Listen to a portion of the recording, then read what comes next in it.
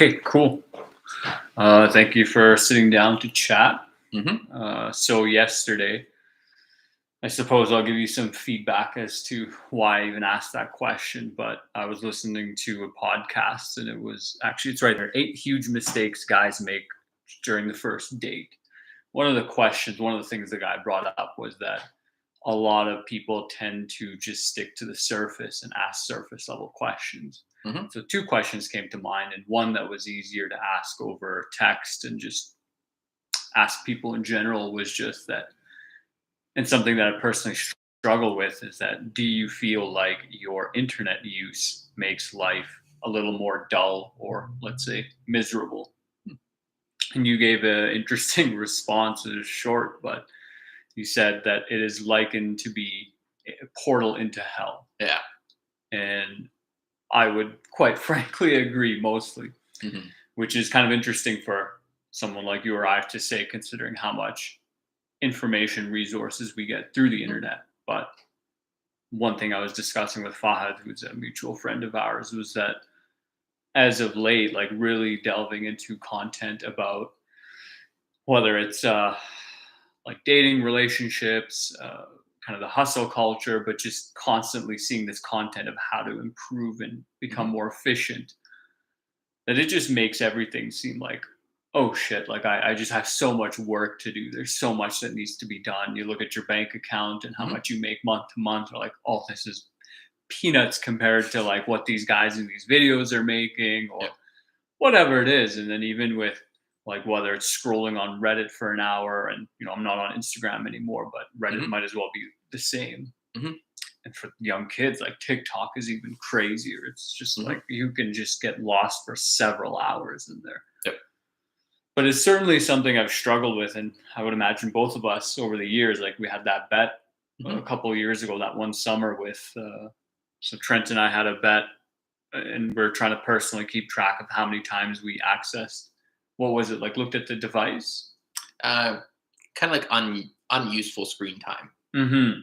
Kind of like if you're just going on Reddit or random stuff like that, that's not productive. Like if you're sending an email to somebody, it's like, okay, that's cool, but you're doing work Necessary. with it. But if it's just going there to kill time, is kind of the idea. And even like as I'm firing up the YouTube and going there, I'm already looking at different videos. Like, oh, like well, I'd like to hmm watch that. It's like I'm queuing up content. Yep. And so I asked that question to several people, and hmm it was interesting because my nephew, his response was that like, well, like why are you going to it? What are you looking hmm at?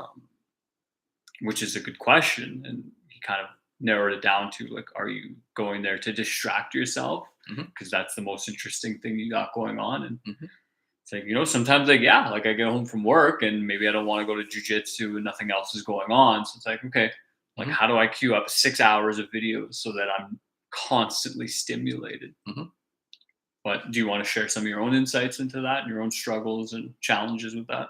Oh, well, one of the things I've been studying and learning about is exorcism. So I've been like listening to interviews with exorcists. Um, This is the first I'm hearing of yeah, this. so it's been an interesting journey and stuff like Hmm. that. So one of the things that they brought up, it was interesting. So we're recording on a Mac. I've got a Mac. It's like, what is the logo of Apple, It's a bitten apple. and what is that Well, Adam and Eve, right? exactly? And it's like, huh, that is interesting. I mean, it's like I have a feeling that there was some forethought about that, either if it was either glib or potentially it's like I've been hearing stories of basically people making deals with the devil to get fame and fortune, and it's like it very possibly could be that. I just read that in Jeff Sandifer's book, The Hero's Journey. Oh, really? They talk about guardrails. It's like that Bible verse of what shall it profit a man if he gains the world but loses his soul. hmm It's like, okay, sure, we made this device and company, but yeah, continue on. Yeah, so it's tricky to figure out what these devices are and what they're doing and stuff like that. And we've kind of gotten to a point in society where we don't believe in the devil. We don't really believe in demons. It's Hmm. kind of like this very atheistic society. Um, but it's kind of like that's kind of been historically what's always been there is like there's demons and devils, and most of the world, like maybe not like the first world, but a lot of like South American countries and stuff like that still have a strong belief in these supernatural activities.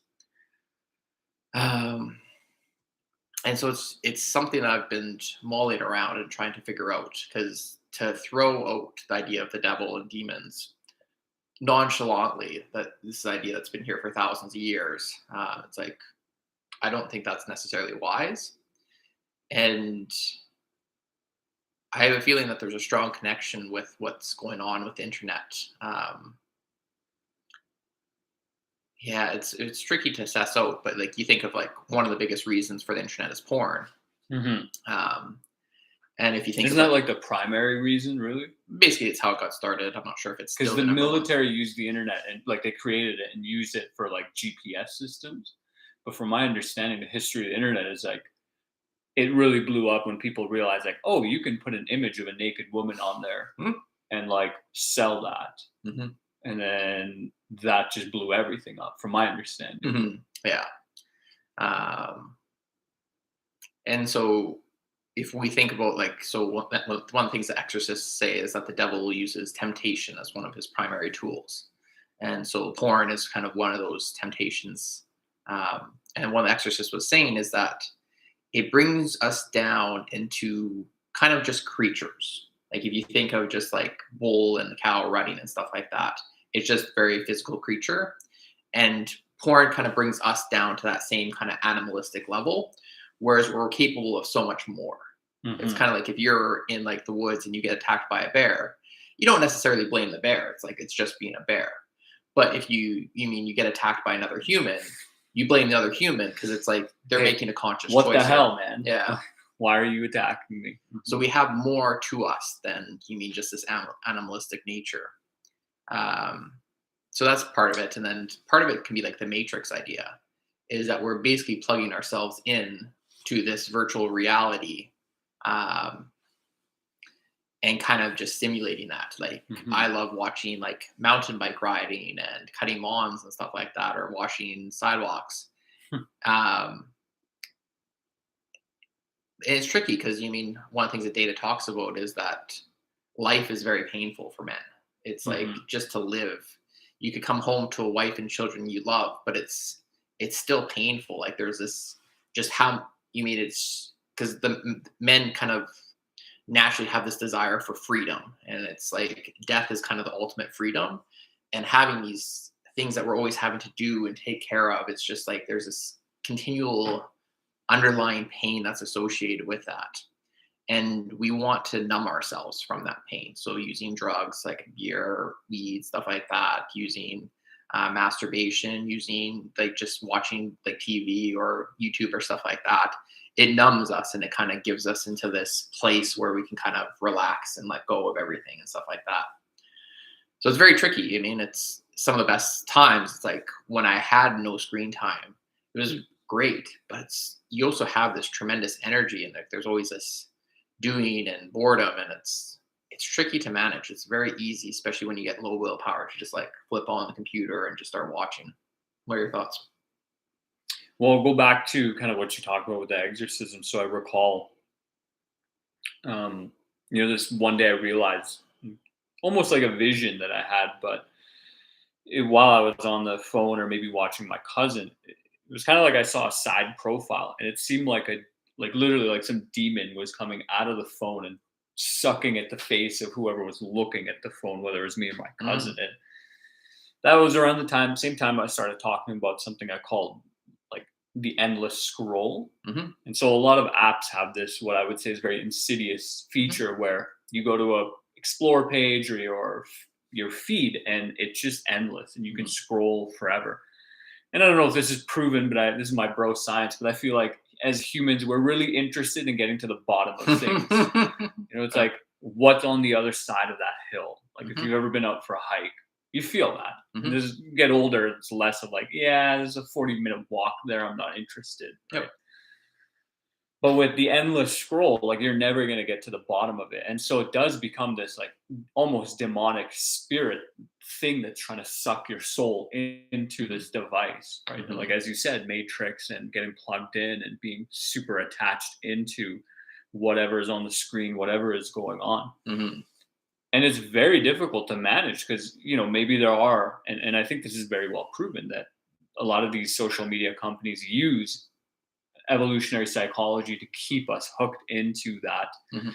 um, into the app, into using it, into continuing being on there. And what does it do for us? Like, I agree with the idea of just numbing out whatever's happening in life, whether it's Mhm. like, my life's not really going in the direction I want, or, oh man, I have all this energy, but nothing and no one to spend it with. Mhm.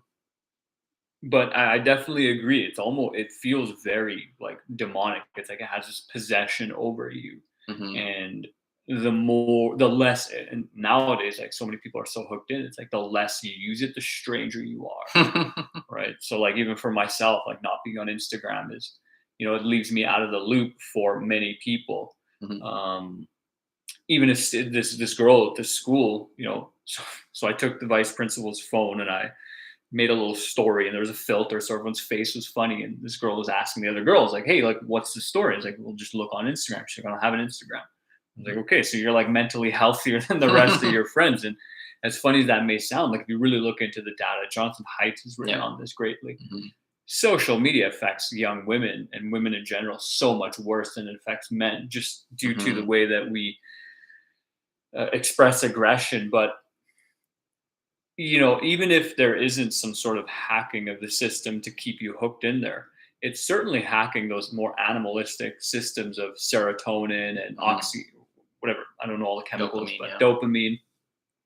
And I mean, my fixation on this question is more so like just how it's gray outside right now, but Mhm. almost when I get really like when I'm scrolling on Reddit and I got a podcast playing and I'm watching a video, it's like when I come out of that, it honestly just feels like everything is gray. Mhm. Nothing is good enough. Everything is dull. Everything, whatever. Mhm. And I just wonder, it's like, why do I feel this way? Like, Mhm. is that thing that I'm interacting with truly like dull and useless? Or is it just that my brain has become so numb Mhm. to good chemicals, positive chemicals, that I Mhm. just can't see the value in whatever is happening? Mhm. And then one of the things I'm trying to do is, or return back to, is not have any devices or device time after 10 p.m. because Mhm. like my sleep is just so wrecked. And Mhm.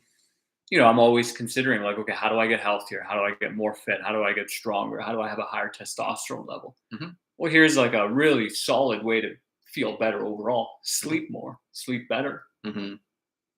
And so, coming back to the question of what is the implication of all this screen time and technology on our health? Well, one thing I think about too is that so if you look in real world, like what we can see with our eyes, life isn't too bad. You It's mean? really great. Yeah. It's really great. Like we had like the community hall meeting, and I heard about some stuff like a guy's catalytic catalytic converter got stolen, and you mean some other stuff. It's like, yeah, the neighborhood's maybe not the best, and there's some problems there, but like for the But most, one in how long? yeah, with LRT there is some issues that I think are relatively significant, but Okay. we're pretty lucky because we're on the other side of the community. Hmm. Um, but like even my mom's bike getting stolen. But like that's so small. You mean Hmm. like for what we actually do in real life, like I find very few problems come up. Like COVID was kind of a little sketchy. I mean all that kind of stuff, Hmm. especially being unvaccinated and stuff like that. But like for the most part, like what I can see with my real like eyes, life's pretty freaking great. But it's like when I go onto my computer, it's like you can see the deepest, darkest pits of hell that you could ever imagine. You mean it's like you can get caught in with like Ukraine or what's happening with like the presidential election or whatever it is. You mean When like I just recently heard China and Brazil are using China's money now as their main de facto economy, like instead of probably. using the U.S. dollar, and it's like, Jesus, what's that going to do to the Hmm. like? That's going to make some people uncomfortable, Hmm. right? Um, And that's only if you're watching the news, Hmm. right? Which I don't think you do, and I don't. I do watch some alternative news and stuff like that, and Mhm. I've been more tapped into it since COVID. But it's tricky because it's hard to know what's actually valuable and what's useful in real life. Because I got back into like the conspiracy, kind of all that kind of stuff back 10, 13 years ago, and got deep into it. But I just found depression, to be honest. Like you mean, it's just like it's there's certain part to understand that you don't want to just believe everything that's told to you and all that kind of stuff. But it's just very depressing to kind of hear like these very pessimistic views of the world and what's going on and stuff like that. And I kind of got out of it and was just like, I'm just going to focus on me, learning how to build a business, learning how to make friends, you mean how to be with girls, things like that. And then that was fantastic. And like I just built up a very good life. But on the flip side, it was very beneficial when COVID happened because I was very skeptical of what was being said as like the narrative and stuff like that. And I was like, nah, I don't trust you guys. Like Mhm. I'm gonna you mean kind of do my own research and figure out my own stuff. So it's kind of there's two sides of it. I don't necessarily think that you should just believe that everything's hunky dory and like the government's got your best interest in mind. Um, but I think there's also like there should be kind of a stop loss order at some point where it's like, okay, let's cut it here. Like I've gotten enough, and it's like, okay, I have I've some drank skepticism. enough of this cup of poison. Yeah, exactly. Like I've gotten deep enough in this swamp. It's like, okay, I know I can avoid this swamp or something like that, Mhm. and then move on to kind of more pragmatic skills in life. Yeah, and for me, like some of the content that I struggle with particularly is you watch these podcasts and videos of these Hmm. guys who are millionaires, hundred Hmm. millionaires, and they're telling you all the ways that you're screwing up, and like here's how you're a bum, and who really knows how they got their money and what they Yeah. did. And so I went back and I started reading Jordan Peterson's 12 Rules for Life, and Yeah. his particular rule, I Don't think compare. Rule 5, don't compare yourself. Well, compare yourself to who you were, not to who someone is today, and just Yeah. kind of reminding myself. And I guess another thing on that note we could discuss is like the gap in the gain of, Hmm. because there's all like, particularly with the internet, it connects you with, as Peterson says in his book, and a lot of people say it connects you with all 7 to almost 8 billion people, really. Hmm. And so no matter what you're doing, like as a teacher in my second year of my profession, I'd say I'm doing a pretty damn good job Hmm. compared to someone like Peterson or someone else who's been a professor and been doing this for 30, 40 years. It's like, oh man, there's so much, there's this mountain to climb. Hmm. Or financially, I think I'm doing pretty decent. Hmm. But then you read about like, oh, like I was a millionaire at 27, and like here's how you like, Rich Cooper was just saying, oh, by 30 you should have your first million minimum. which is like, that's rich, because he said himself right before he said that, oh, I didn't do this by the time I was 30, but like you should. And Yeah. and if you're constantly consuming that kind of content, it's like like for me, I really struggle with the inadequacy of like, oh man, like I have so much work to do. And then what do you want to do? Like you said, just numb the pain. Like, okay, like let's go watch something entertaining, right? Hmm. And then even with the use of entertainment media, it's like, okay, like then it just numbs all your positive chemicals. And then you go out Hmm. and you do something with your friends, and you're like, oh man, I gotta check my phone, get my hit, right? Like you're like a Yeah. heroin addict. Yeah. But and I've chatted with a number, like I asked a bunch of my guy friends this question, and like they all said, like, yeah, like it makes life feel worse, Hmm. and it makes things dreary and gray and dull. And Yep. it's so tricky. It's like, how do you utilize this tool without harming yourself? Hmm. Right? It's like picking up a metal frying pan, and it's like, yeah, it's cooking your food, but the second you touch it and pick it up, Hmm. it burns your hand. Hmm. Like what do you end up doing? Hmm. Yep. And go ahead. So it is interesting to figure out who you're comparing yourself to and what you're doing in your life, because there's this desire for. So one of the things that so data is actually kind of one of my main kind of mentors and solutions in that area because the personal growth path it's very much like that endless feed. It never ends. You mean it's like let's say you get your million subscribers, $1 million, whatever. It's well now you're comparing to people who have 10 million and 100 million and stuff like that. It's like oh I gotta get there, gotta get there. And it's kind of this never ending kind of heterodonic adjustment that it's like whatever you get, you adjust to probably spend that and more, and then you can keep going on the path. So for me, it's like, what do I actually need to kind of live the life I want and kind of, how I want to live it? And I've kind of, by watching my finances over the past like 3 to 4 years, 5 years, something like that, I spend about $3,000 a month. And it's mostly because I want to have a very expensive diet. Like I'm eating grass fed beef and stuff like that for my health. And mostly because I can't eat anything else. Like I'm more flexible now, but especially like 3, 4 years ago, I couldn't tolerate anything else. And then a lot of my money goes to experiments too. So like, setting up The this home gym yeah. and all these different kind of things. It's just like, I kind of have to know. It's like, I got an idea, I got an experiment in my head. It's like, it drives me crazy if I can't take action on it and see at least what happens. I don't assume that my experiments are going to be successful. It's probably about a 50, maybe a 30% success rate, but it's like, I got to try it. And so recognizing like what is actually my expenses I need and what's a lifestyle that makes sense for me. So like when I was in school, I could only take 3 classes at a time. Like I tried like 7 classes in a semester and tried to be like, Steve Pavlina, who finished his degree in like a year and a half or something like that.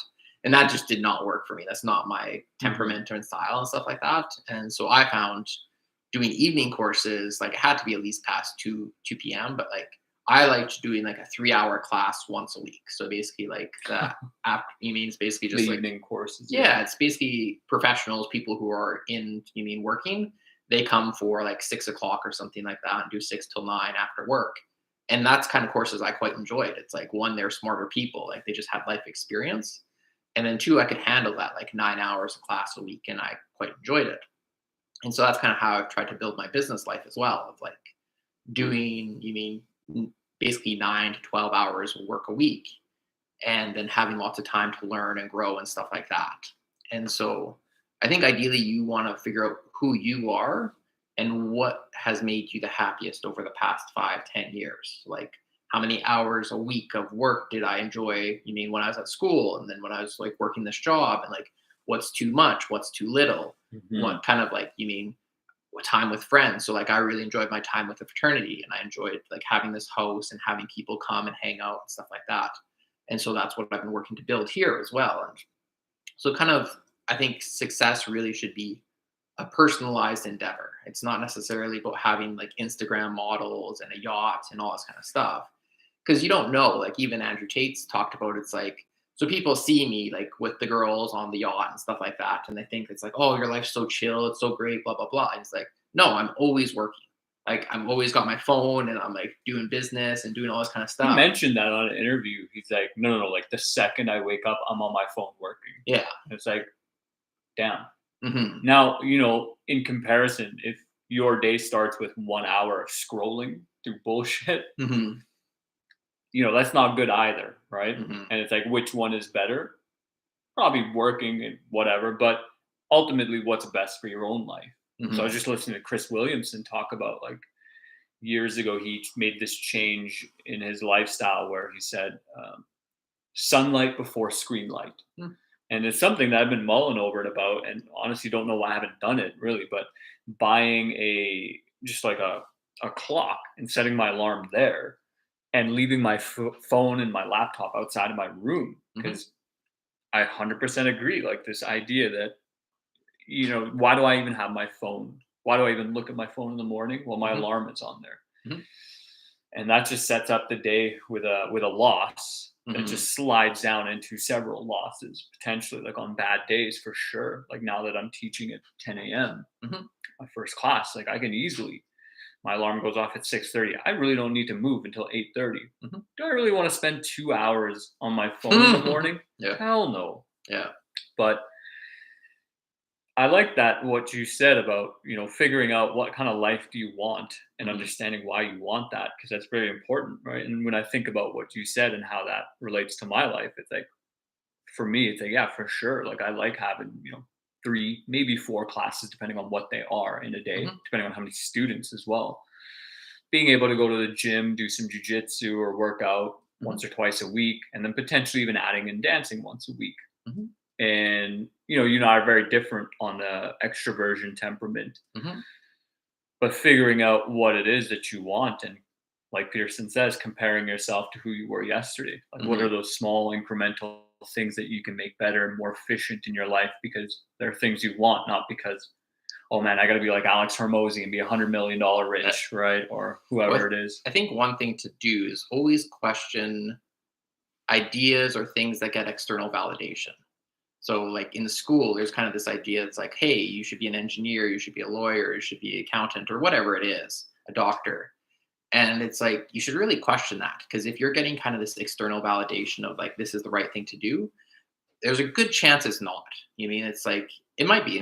I probably put a 10 or 20% chance that that answer is right, but I put 80, 90% chance that that answer is wrong. And so we have, you mean, some friends who are like lawyers and stuff like that. And it's like, yeah, everybody hates their job now. And it's like, so you like worked super hard through high school, super hard through university, University. got your law degree, and now you're doing work that you hate around surrounded by people who also hate their work, and it's basically just this self-inflicted hell. Like, you mean you worked your ass off to get into hell, and it's like, really. Yeah, and I mean, after buying that new motorcycle, like I'm really thinking about like, yeah, we really create our own problems. Like, Hmm. there's a couple of things happened recently where that, like, yeah, we really create our own hell and our problems, right? Yep. Whatever it is. Um, and then it's just a matter of like, are you going to justify and rationalize the hell you created? Oh no, like, I need this thing for that and whatever. Like, oh, I did this whole law thing. Because even with our friends, it's like they could start their own small firm and really do law that they enjoy and legal practices that they enjoy with a workload that they like. If Yeah. I don't know how possible it is, but Mm. to simply accept that everyone at work hates their job and so do we, and so we're like everyone else, and we're just gonna like work until we die, and you Well, and know, then like the solution to that was to buy a house that you're basically trapped into now. So you have to work, and you have to even work even more to kind of keep up with the mortgage payments, stuff like that. And it's just like it's so perplexing. Like, you mean it's instead of kind of accepting, it's like, oh yeah, I screwed up, and that's actually one of the things I've been learning from the exorcism stuff too, is that the importance of repenting. It's like to admit that you've sinned and to repent for that sin. that's so funny you should say that. And like what kind of like a lot of people do, and like how they get caught up with the devil or whatever it is that they they kind of have this arrogance around it and say, no, I didn't sin, and then just do more of it and go deeper into it. And to me, it's just like looking at it from a pragmatic view. It's like you're doing work that you hate, and then you go take on like these ball and chains, like whatever it is, could Big be a house, vehicle, house, yeah, all BMW, that kind of stuff, going on trips around vacations. the Yeah. world. It's like, so you're trapping yourself into this because you're trying to numb yourself from the pain of doing that work. Whereas like kind of more of a minimalist stance of like, okay, so let's try and get out of debt and let's pay off our expenses and let's plan to get out of this. You mean like the minimalist guy, it's like his dream was to be a writer, and he was kind of like this big like salesperson for kind of like a Best Buy or something like that. And he was like high flying lifestyle, making like 250,000 dollars a year, but spending like $300,000 a year, and it took him some time to get out of it. But now he's like, you mean kind of got this small cabin in like Utah or something like that, and spends most of his time just writing for his blog and stuff like that. And it's like, to me, kind of figuring out that lifestyle that works for you. 'Cause again, that kind of has this picturesque kind of idea behind it. Hmm. But like when I tell most people about my life, they're not impressed. You know what I mean? It's like I go to Stephanie's parents and they're like, "Oh, Trent's so cool. He like only works like 10 hours a week, and you mean has a small room and whatever else." It's like everybody kind of looks at it with this judgment. But to Like, me, it's like, oh, Trent messed up in yeah, life. he's not doing anything. He's kind of a deadbeat or whatever it is. But it's like I love it. Like I enjoy the life that I've built, and I enjoy the time and freedom and getting to sleep in to like, I don't know, 1 o'clock this morning. It was fantastic. Um, and just having such a chill lifestyle. Like my tutoring client this evening, they're like, "Hey, we're stuck in traffic, and like, could we reschedule?" And it's like I've got no problems with that. It's like the money. I'm not desperate for the money or anything like that. And even working on like the personal training business and stuff like that too. It's nice to kind of have that freedom and grace for life. You know what I mean? Because most people are just so wound tight, and it's like anything goes wrong, it's a crisis. And for me, it's like, nah. It's very hard when Whether things it's go wrong. internal or external, right? Because I Mhm. mean, some people are always up and down with their emotions because there's just so much stuff going on, so much Mhm. that they've, I don't know, put themselves into. But yeah, figuring out what kind of life you actually want to live. Mhm. And then, coming back to the question at hand, it's like, how does technology either add or subtract from that, right? It's like, okay, so like you slept until 1. Was that because you were up till 3 a.m. on the device, right? Yep. And, is that what we want to be doing? Because, even for myself, like there was a couple days in the previous weeks or a couple days straight where, I'd gone to bed at 1 a.m. Why? Well, because I was watching Netflix Mhm. as I'm falling asleep, and then I fall asleep, and I wake up because my laptop is nearby, and I got to put that away. Yep. And then then you backtracking. Okay, like I'm at work. It's 8 9 in the morning. Mhm. My alarm went off at 6:30, but I went to bed at 1. I got maybe 4.5 5 hours of decent sleep, if Mhm. that. Like no wonder I feel miserable. And sure, it's like you're playing life on hard mode of like, okay, you're not allowed to freak out at people. You're not allowed to be snappy because you made a stupid decision. Mhm. And sure, like on a day like today, where like last night, I put the device away at 10 p.m., read a little bit of Peterson's book, and then went to bed. I don't know when because I didn't look at my device, but Mhm. I felt pretty good today. You know, Mhm. like I actually had energy to like make some jokes, have a fun time with my class, and Yep. just engage in their little like I don't know, grade 9 drama and just Mhm. have fun with them. Yep. Right. And it's like, well, the last few weeks was not that way. It was like dreary. It's like, oh, I gotta get through the material. I gotta do this. I gotta do that. And like, God Mhm. damn it, the kids are talking. Like, they won't be quiet. Like, I better say something or I better like look mean and angry. And, that this one day, like, no one was talking. I was kind of annoyed. You wanted Like, something to hey, annoy about. what do you mean? You're not having fun right now? Like, you're not enjoying yourself? Like, you guys aren't Oh, talking. You're not okay. like, but then I'm also having to struggle with, yeah, but if they start talking, I'm gonna get irritated because Mhm. I'm tired. And it's Ramadan as well, so fasting. So Oh, it's really? like, yeah, so it's like I'm Good a for you. little like dehydrated, a little underslept, a little hungry, and I Mhm. can deal with the hunger and whatnot, but the lack of sleep and the dehydration just really gets to you. And so, Mhm. and then you got to wonder. It's like, okay, like how did I get myself into this pit of hell? It's like, oh well, I didn't sleep properly, Yep. knowing that I'd have to wake up at 5:30 in the morning and have a small meal and some water. Mm. And I don't want to get out of bed because I went to bed at 1 a.m., 1:30, and Yep. like why did I do that? Oh, I was using a device. Mhm. And what was I doing on that device? Nothing worth doing, right? Mhm. Like nothing that couldn't have been done before 10 p.m. Yep. And, then it just comes down to it's like, well, am I living the life I want to be living? No. Why is that? What small incremental changes could I be making? What Mhm. wins could I get myself to work towards that life? Mhm.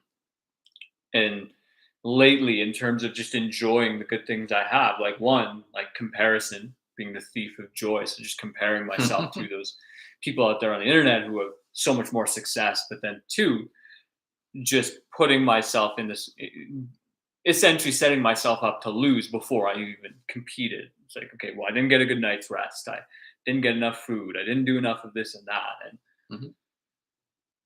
and then you wonder, it's like, well, why do I feel so miserable? Is it because my life sucks? And I look around, it's like, no, like I have a nice job. Like Mhm. people at work actually like me, colleagues and students alike. Yep. I'm quite good at what I do, despite the fact that I haven't been doing it long and have Mhm. a lot of room to grow. Yep.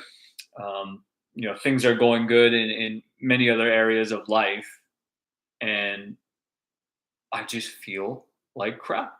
Like I don't feel good. Yep. And it's like, well, what could be causing that? And naturally, who I am, I go and think, well, my health. Like, okay, like, what are my testosterone levels? Like, am I like consuming enough food that makes me a better version of myself? And Yep. quite frankly, I think it's the opposite. I think I'm actually having a bad reaction to the eggs, like Mm. maybe just consuming too much of it. And Mhm. and then it's like, okay, well, like maybe I could start exercising. It's like, that's a good idea. And how could I do that? Like, I actually really like this treadmill thing going on. Mhm. But then it comes back down to it's like, what is that one thing that I won't look at because I refuse to make change? Oh, like you're not sleeping Mhm. properly or at all some nights, really. It's like maybe some nights I wake up 2 times, 3 times. Mhm. That's very uncommon. It doesn't necessarily happen here. Yep. Um, It's like, well, why is that happening? It's like, well, why is that happening? You know, what am I doing, right? Yeah. Um, See, I never could handle sleeping over at somebody else's place. It's like, nope, well, you know, not the cross all not to cross your bears. yeah. Yeah, but yeah, just really questioning like, what is the point of my internet use? What does it get me? Right? Hmm. You know, it's like, sure, coming back to what you said, like, am I utilizing the internet to create material, to create content? Like, now, like this is a great use, right? Yep. Because this stays and this helps us to better understand what's going on. Yep. You know, am I creating materials? Like, no, usually I'm just numbing myself and distracting. And, Hmm. you know, then it comes down to, it's like, is that what I need right now? So one of the things that Data brought up too is that you can be the guru of Cheetos and weed and YouTube or whatever it is, but ideally it's like, so we can get caught up in the world of form. So you can be like In the world of what? form. Form. Okay. So you can be watching your YouTube channel about like mountain biking, you know what I mean? And you can get so into it and everything else kind of fades away. But if somebody called you up and asked you what were you doing, it's like, oh, well, I'm on YouTube and I'm watching this mountain bike and I'm sitting in my bed at my post or whatever like that. But can you keep this awareness of what's going on? Can you feel the room around you? Can you feel your body? Can you feel these other things? So ideally, I mean, you kind of be able to pull back from screen time and just kind of let that go. But that's a really tough habit. I mean, it's not necessarily a habit that I'd expect most people could actually do, myself included. Mm-hmm. But bringing more consciousness into what you're doing and kind of, it's a very tricky practice to kind of figure out, but it's also very easy of just like relaxing into the moment and feeling it's like, okay, so what do my feet feel like right now? So we could be having this conversation and I could have 80% of my attention on our conversation and 20% of my attention on my feet and just thinking about my toes as well. It's like, okay, that adds a bit more. And then I could have another conscious, like thinking about the squat rack over there.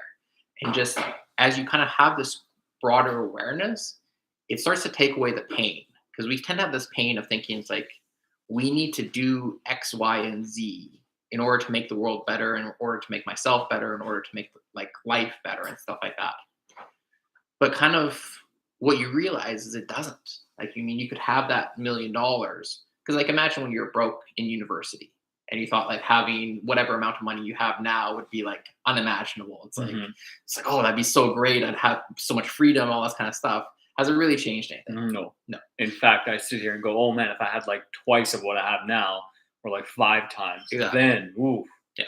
I'd be able to do stuff. But it's like, well, maybe, right? Like, I'm not going to sit here and say that, okay, if I had like 5 times what I had in my personal possession, that I wouldn't just be able to go, oh, okay, like I'll just fly out to Italy for the summer and like spend like 2 weeks there and it wouldn't hurt. But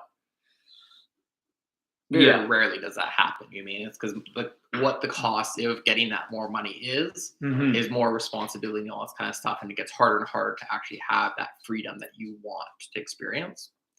But kind of having that conscious awareness of just letting go of that attachment to making things better. Because I kind of like look at life as a video game, and imagine playing whatever game you're into. You go, you get better and stuff like that, but it doesn't change anything. You mean it's like you can fight bigger monsters, but you just find monsters that are your challenge level because you wouldn't go back to the beginning monsters. You could just hit with one stroke and they're dead. It's like you just continue. So it's basically the same kind of thing. And so when you're playing that game, there's a way, like, I can't remember what game you played, that online game, but you could say that you could just hours would just fade away when you're playing it, right? I think you were playing with your brother.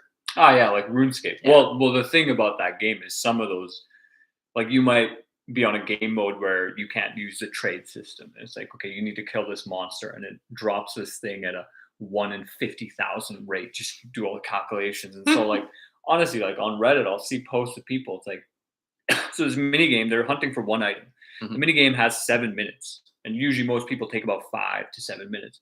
Some people, it's like they've done this 1,000 times, 1,500 times, 2,000 times for what? Pixels.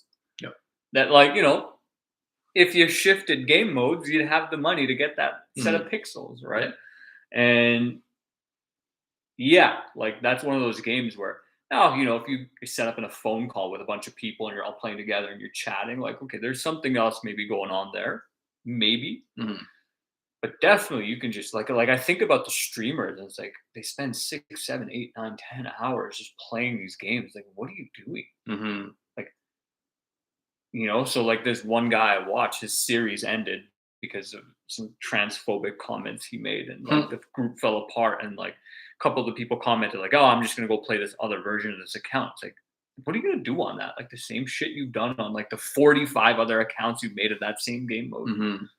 Um, But what I was getting more to is that there's a way to play that game where it's enjoyable. So you can go, it's like, hey, I'm gonna spend an hour. I'm just gonna go play this game and decompress and have some fun. Like you can play it with non-attachment, mhm. or you can play it with like this tension and this whatever. You mean it's like, oh, I have to beat this. I have to win. And you mean it's like, oh, like you mean somebody does a bad trade with you and you just lose your mind or whatever it is. So there's a way to play this game with consciousness and to enjoy it. It's like, oh, we're just having some fun in this game. Mhm, Or there's a way to play it with tension, kind of like Monopoly. I find brings out the worst of people. I mean, it's mhm, just like you get very caught up into it, and so I think life is the same way. You can play it with this tension. And it's like, oh, I have to get this. I have to do this. I have to have that. Or you can be like, hey, like you mean it's having some fun. And especially I think when you connect God with that, like I feel that God is kind of guiding my path. Like I feel like God brought you into my life, brought Stephanie into my life. Because you mean like the chances of us, you mean living together and you mean having that similar was the values. only room I looked at. Hmm. I was like, "Well, I don't even wanna bother because this one's good enough." Hmm. Sure, I'll It was pretty sign the bad, but lease. yeah. Well, it was a lot better than when I was leaving, Fair right? enough. Yeah. So But yeah, it's like I felt like you mean God brought us together, and I feel like even with the current business of the personal training, it feels like God called me to it. It's like it'd be so much easier just to keep with my math tutoring, potentially get more people, whatever it is. But it's like no, it's like okay, you're gonna go. You've kind of mastered this skill. It's on to the next level, on to the next skill.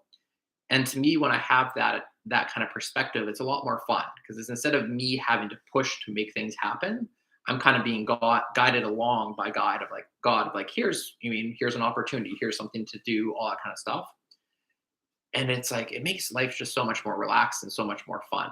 And I'm curious what your thoughts are on that. well, I'm curious to know more about, like, how do you lean into getting that or receiving that, guidance from God? So I find that so Perry Marshall calls it Renaissance time of kind of just like downtime, chill time, basically non-device time is how he'd say it. So he kind of says it's like reading pre-Gutenberg books. So I think like before like 1600 or something like that. So like the Bible and like the Stoics and stuff like that. It could be going out for a bike ride. It could be doing art. It could be all these kind of things. So it could be prayer. You mean? So it's like there's different ways to kind of connect with God.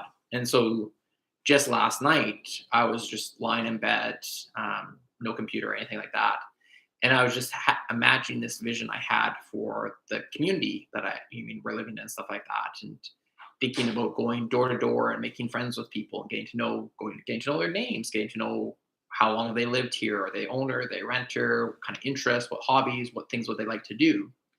And it's like if you went around a community, let's say there's about 1,000 houses here, got to know the people there, got to know what they're interested in, ask them questions. It's like, what would you like to see in this community?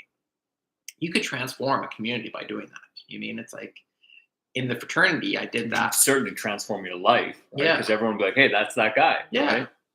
And you mean they're good and bad to that. You mean you can kind of get pigeonholed for what you're doing, but it'd be very powerful. It's like that's a guy that goes and bugs people and asks them questions or whatever. Um, I don't know, it's tricky, so one of the guys who's in the chat there, mhm, and I've mentioned him quite a bit, I was one of the things I was telling to him, and I've had this chat with David, the colleague at work, that when you go and genuinely um, network, mhm, right? And this is something I would say I do well at jujitsu, and I do it slowly at the new gym. Just genuinely listening to people mhm. and asking them questions, not because it's like, oh, like I'm going to get something out of this, but it's like, I guess, yeah, what am I going to get out of this? More information. Like, oh, I want to learn more about this guy. Mhm, So, for example, there's a guy I trained with. His name is Peter. He's in mhm, the military, and I always asked him. I would just ask him random questions about, like, what is it like to be in the military? Like, what do you guys get up to? And like, hey, what do you yep, think about this? And how was your day? My go-to question is like, how's the military treating you? mhm, And so I haven't been to the gym in a while and haven't seen this guy in a couple months. And Yep. from across the gym, he calls out my name, and I was kind of surprised. I was like, oh, this dude remembers my name. Like I Hmm. haven't seen him in maybe 3 months, and my only really guess as to why that is because of those, again, that genuine connection of like, Hmm. I don't want anything from you. I'm just curious, like, how do you actually live your life and spend your life? And Yep. to an extent, it fascinates me. It's like, Hmm. why did you choose to go to the military, right? Because I didn't make that choice Yep. either, and I'm not sure if I would. But Well, coming back to, I guess, when you create genuine connections in the community, and I mhm, guess once you get busy, it's like there's less desire to be on the screen, right? Because it's like, well, mhm, there's so much. I mean, people are just so fascinating to an extent, and maybe not as much to you as to me. But mhm. if you really got into, like, what are you up to? Why are you doing this? Where are you coming from? Where are you going? Every now and then, like if you picketed 1,000 houses, you probably find about 10 to 15 really interesting people Yep. who are, and kind of coming back to the essence of this question and why I asked it, trying to get to know them at a more deeper and intimate level. If you really did that with 1,000 people, I feel like you wouldn't really know what to do with your time other than speak Hmm. to them. Hmm. um, but if you want to keep going with where you're going. So one part was like connecting with God. So it was just basically last night, just having space to connect with God. I think is important. Is that if you're so full up with doing, having all these things in your life, there's no space for Him to talk or for you to listen and hear that voice. You know what I mean? So that's one piece of it. So creating space where you're not distracted necessarily, Mhm, which is interesting because that's what I did yesterday. Started asking myself, like, why do I feel so miserable? I just went for mhm, a walk, no phone, no nothing, and mhm, mulled about it because it was kind of muggy out yesterday and it mhm, was already cold. And then as soon as I got out there, like, yeah, like I was feeling better and having mhm. that conversation with myself. So I guess coming back to that, connecting with God through creating space for Him to connect with you. 100%. Okay. Yeah. Okay. And just asking and being willing to talk and ask questions. It's like, hey, you mean I've got this thing? What would you recommend, or what advice, or what path do you have for me? And just instead of having your own will of like, here's what's going to gratify me, here's what's going to, you mean all that kind of stuff. It's like, what can I do to kind of further God's kingdom? I don't necessarily like that phrasing because there's so many people who have used it, not necessarily the best way, but Well, further God's kingdom in me, yeah, right? and Because me, or God like, wants to be in our lives. I yeah, exactly. fundamentally believe. And I think, deep down, we want God to be in our lives, Hmm.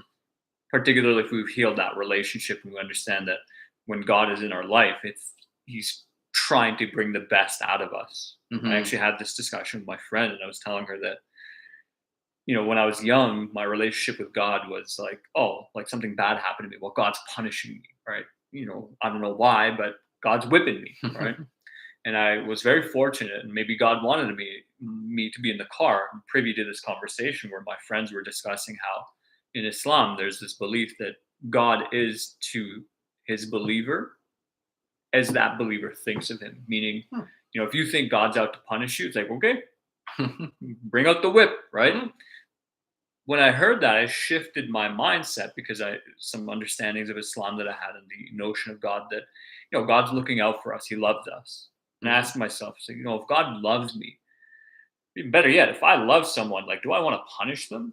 Not really, right? Hmm. Not when I'm in a good state. For sure, when I'm in a good state, I don't want to do that. And that really shifted that relationship of, well, God loves me, and these things that I think of punishments are actually challenges to try to make me better, Hmm. right? And shifting that relationship with God. But I think there's this fundamental meeting in the middle that, like, God wants to be in our life, and we want God to be in our life. Hmm. But maybe we just don't fully understand that, no, God's trying to do good things, but we think that all the bad is due to God, not due to our own. I think it's a mixture. It's like, so I like the code, like Joseph in the Coat of Many Colors, of like how he used these experiences that quote unquote seemed bad, of like getting sold into slavery and then getting thrown into jail and stuff like that, as basically tools to grow it. One, to get into the position that he needed to be to kind of save basically the world at that time, but then also to be in these hard trying experiences to grow and develop himself, to have these skills so that when the hard times came, he was prepared for it. So I think that's part of it. It's like, oh, it's like, what if these trials and tribulations I'm currently going through are actually kind of weights to make me stronger so that I can handle more things or help more people in the future? And then two, I think the other side, it's like maybe these things, these trials and tribulations are your own making. You mean you've created your own self-imposed hell, and you mean you can't really put that at God's feet if like you mean you chose to do this. It's like Hmm. okay, you have to take responsibility for Hmm. And it's tricky because, like, when a good thing happens, we're like, damn, I worked hard. that. Pat myself on the back, open up a bottle of wine. When bad things happen, damn, God really doesn't like me. Yeah. Like, we really tend to feel that way, and it's tricky. And I guess it takes a lot of courage and honesty and humility to be like, okay, how did I get myself in this situation? Mhm, Like the saying goes, the path to hell is paved with good intentions. It's like, okay, I'm in hell. Like, how did I get myself here? What did I do?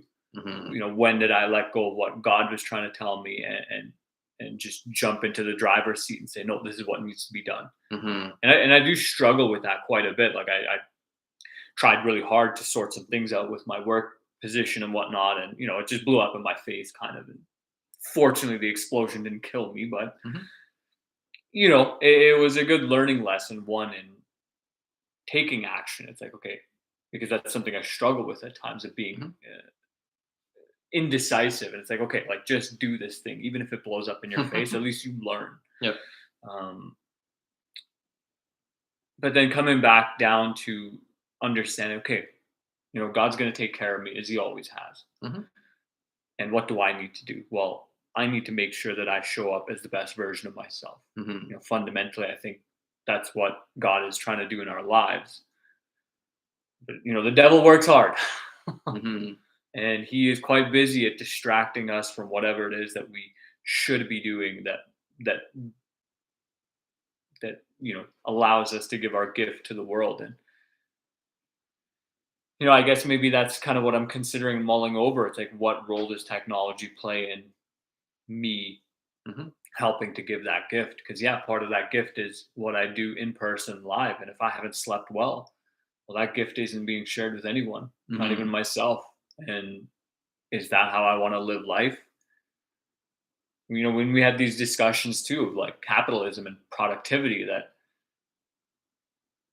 so that workout equipment you gave me for a while just sat in my trunk. mhm, And it's like, okay, well, it's not being used. It's like, Najib, you are not being righteous in that sense. Like, you're not offering up your best to God. mhm. And there's hell to be paid for that. Like, Mm. literally, That's the parable of the talents.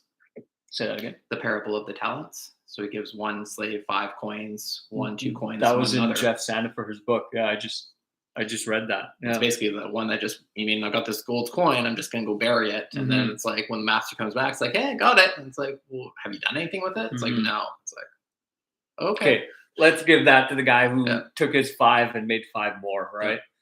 Um, yeah, and I was chatting with my kids today, my students today, Social 30, about communism and capitalism and some of the emotions that come behind these things. It's like, well, sometimes we don't want to share that gift or share that blessing because, oh, well, if I do that, I enable other people. What if they surpass me? Mhm.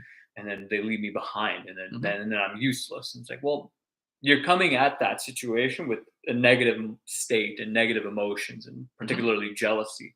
Is that really how you want to live your life? Mhm. And maybe it's insecurity. Maybe it's like, oh man, like, there's people out there that are so much better than me. Like, I want to make sure no one has access to this information, because Mhm. then they'll see how sloppy and sluggish I am. And Mhm. and that's really tricky, right? Particularly if it's like, well, if I have the best intentions in mind for other people, it's like, hey, I want you to grow. Like, take a look at this information. Yeah, this person's way far ahead of me. And Mhm. you might think like, well, I don't need Najib anymore. Like, I can just get information from these sources. It's like, well, I don't know. There's a time to, like, it's like, should you hold things in your hand clenched, or should you just leave your hand open and see what comes and goes, Mhm. right? And what is really. That's why you brought up that analogy because that's something I've had for probably about like 15 or 20 years. Is I thought about like, so imagine sand was kind of like the wealth or whatever, happiness and stuff like that. You mean you can put your hand and carry the sand like this, and this would be like the maximal amount of sand you could get. Like you kind of stacked most up, Mhm. but it can blow away so easily. I mean, just a gust of wind, it's gone. But again, you can go get some more and that kind of stuff. But what I see most people trying to do is clench it. You mean hold it tight so it never gets away. And then when you open your hand, there's nothing there. There's really not You any you sense. swished it all away. And so that's kind of the mentality I've tried to have, is just like that open grace of being willing to give wisdom or tools or whatever it is. If I think that it's going to help somebody kind of improve their productive capacity, giving that away as freely as possible to me has always been the right choice and the thing to do. And I found that in time it comes back. You know, and I think it actually comes back in like 3 or 5 or 10-fold of what you've given. That's what the Quran says. Hmm. God tells us in the Quran that if you whatever you give to me, most common it says I'll return in 7 times, but there are Hmm. other instances where it says no, I'll give it back to you in 700 times. Hmm. And it's tricky, right? Because it's like, okay, well, I gave $50 to the donation. It's like, where's my money? Yeah. And I guess, in many respects, God doesn't really function in the form aspect. And it's more so, it's like, wow, I have all these blessings in my life. And I chatted about this with my nephew. It's like, man, health. If Hmm. you have your health, you just don't realize how blessed you are until you're sick and laying in bed and you can't move or you Hmm. can't sleep. Right. And Like even think about your body. It's like, what would you sell off a finger for? What would you sell off an arm for? What would you sell your eyes for? It's like you added that up. You mean it? In some respects, it's infinite, but it's like it's a lot. You mean so just having a body, like it's just a marvelous piece of engineering. Like the things that we can do, it's just incredible. And I don't think we necessarily have enough gratitude for that. And you mean being in the country we have and having paved streets, like you sometimes see these videos of like Peru or India or stuff like that. And it's like, you mean we could complain about our potholes and stuff like that, but it's pretty good compared to Mhm. you mean a lot of places. Um, Some cities in America. and like having water, it's like you mean Epcor comes and messes up the water, and it's like, oh, screw them. But then you think about it and kind of see other perspectives of like people just living van life. It's like, oh, I have to go get my water, and then I have to go empty out my tanks. And it's like, oh, Right. that's a lot of work. Like, sure, like if I was doing things in proper and right manner, that one day when Epcor shut off the water wouldn't have affected me. Hmm. The reason why it affected me was because I was laying in bed on my phone, pissed away the time, and it's like, oh, gotta rush out of the house. Oh, I kind of stink. Like I didn't shower last night or the day before. Like better Hmm. shower now. Water cuts out. God damn it, Epcor! Why didn't you send a notice? It's like, Yeah. well, Najib, you should have been out of the house like an hour ago. You Hmm. should have showered an hour and a half, 2 hours ago. Yep. This is your fault. You put yourself here. Hmm. As I'm like half covered in soap, and I'm like, That's awkward. yeah, yeah, it was an uncomfortable feeling for the day, but Well, another example too is a guy who basically he was like always traveling and stuff like that. And you mean he found like 1 in 5 times or something like that, they'd pull him aside for screening, whatever, and it'd take an extra 20 minutes and he'd be late for his plane. And he's traveling for work, and he's like, you just get into this whole emotional victimization of like, why me and stuff like this. But then he thought it through, and it's like, what if I just arrived at the airport 30 minutes earlier? Just know that you mean this is going to happen X amount of times. And if I'm just there early on a regular basis, it's no longer an emergency. And I think it's the same way with money. It's like if you've got five, 10, $20,000 like just cash in the bank or whatever, you mean when your car breaks down or you mean whatever happens, it's not that big a deal. It's like, okay, you mean kind of sucks, but I can handle it. But if you've got $200 in your bank account, any kind of emergency, any kind of big purchase or anything like that just creates this whole big tension and stuff like that. So you mean again the self-imposed hell? hmm I guess I'll wrap it up with what I would take away from this is how does technology Hmm. add or subtract from me being able to give Your my gift. gifts and Yeah. talents to the world, the gifts and talents that God has given me? Hmm. Yeah, Cool. Cool. awesome. Thank you. No Thank problem. you for everyone who watched. There was some great comments here every now and then. All right, see you folks. And